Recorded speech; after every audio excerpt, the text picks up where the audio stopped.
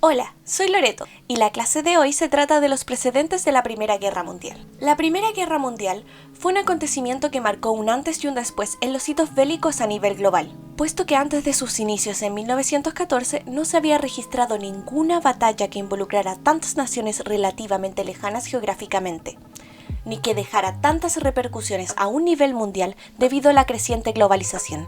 Además de su duración de 4 años, puesto que se acabó a finales de 1918, también fue un motivo para que destacara como una guerra de gran envergadura, puesto que en un periodo tan largo con las características militares y diplomáticas antes mencionadas, significó un enorme desgaste humano y económico para todas las naciones que se vieron afectadas y participaron en ella.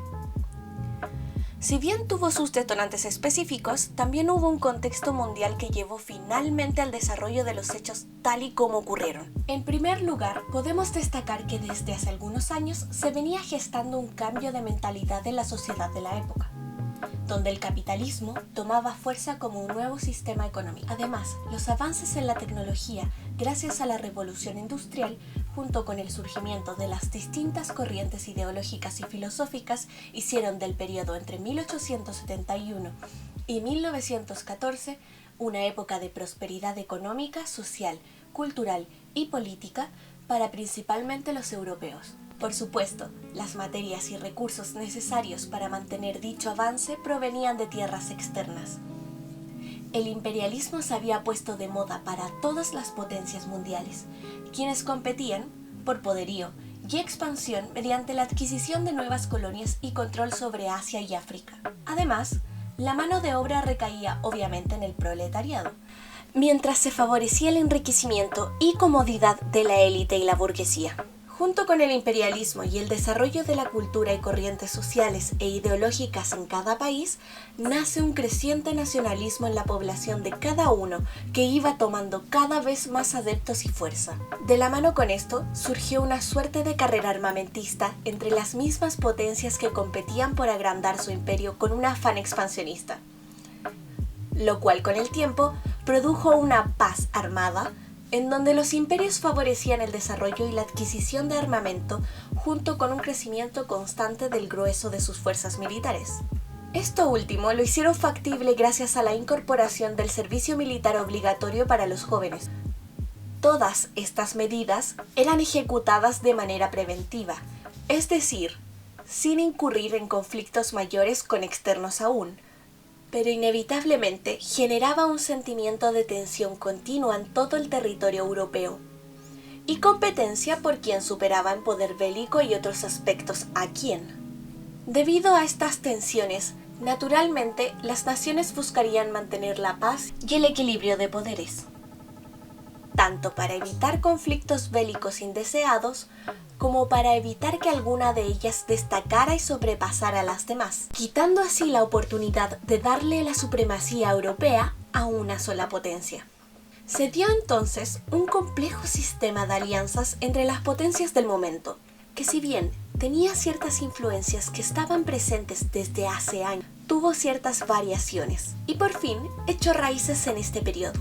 La primera alianza destacable es la Triple Alianza, compuesta en primer lugar como doble alianza por Austria-Hungría y Alemania, con el afán de hacerle frente a Rusia en la influencia sobre un territorio de gran importancia para Europa, la península de los Balcanes. Más tarde, Italia se uniría y se transformaría en Triple Alianza.